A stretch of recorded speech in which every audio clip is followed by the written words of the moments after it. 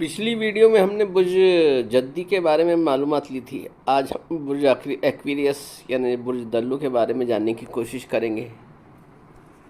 21 جنوری سے 19 فروری کے درمیان جو لوگ پیدا ہوتے ہیں ان کا تعلق اس برج سے ہوتا ہے۔ دلو کی نشانی ایک پانی والے انسان کی ہے، جیسے کوئی پانی گرا رہا ہو، اور یہ اچھی خصلت کی نشانی ہے۔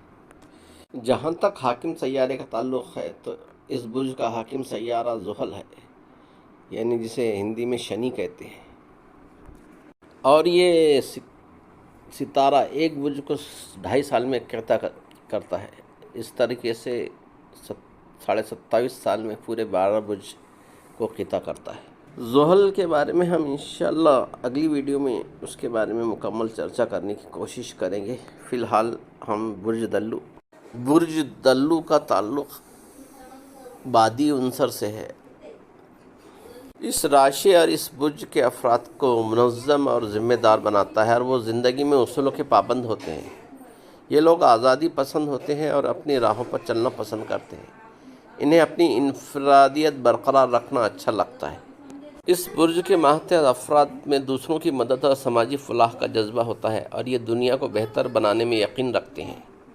یہ لوگ اکثر روایت سے ہٹ کر سوچتے ہیں اور غیر معمولی حل تلاش کرتے ہیں۔ یہ لوگ تحقیق، سائنسی تجربات اور تخلیقی شعبوں میں کامیاب ہوتے ہیں، جیسے کہ ٹیکنالوجی، سائنس اور فائن آرٹس وغیرہ وغیرہ۔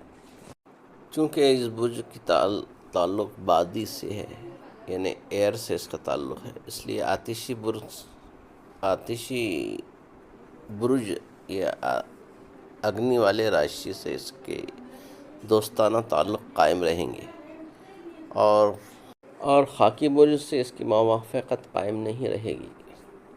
جامد کہلاتے ہیں، یعنی اسٹیبل۔ دفتری کام ان کے لیے آسان ہوتا ہے، آنے جانے سے کتراتے ہیں۔ بیٹھ کر کام کرنے والے کلریکل اور ٹیبل ورک ان کے لیے انتخاب کرنا چاہیے، اور وہ تمام چیزیں اس سے متعلق ہوتی ہیں جو منتقل نہ کی جا سکیں۔ ان لوگوں کے لیے کسی کام کو تبدیل کرنا بہت مشکل ہوتا ہے۔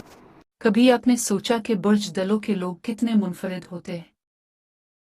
یہ لوگ اکثر دوسروں سے مختلف سوچ رکھتے ہیں۔ ان کی تخلیقی صلاحیت قابل دید ہوتی ہے۔ یہ لوگ سوشل ہوتے ہیں مگر اکیلا وقت بھی پسند کرتے ہیں۔ برج دلو والے اکثر سائنس اور ٹیکنالوجی کے میدان میں کامیاب ہوتے ہیں۔ یہ انسانیت کی بھلائی کے کاموں میں دلچسپی رکھتے ہیں۔ اگر آپ کو یہ معلومات دلچسپ لگی تو لائک کریں۔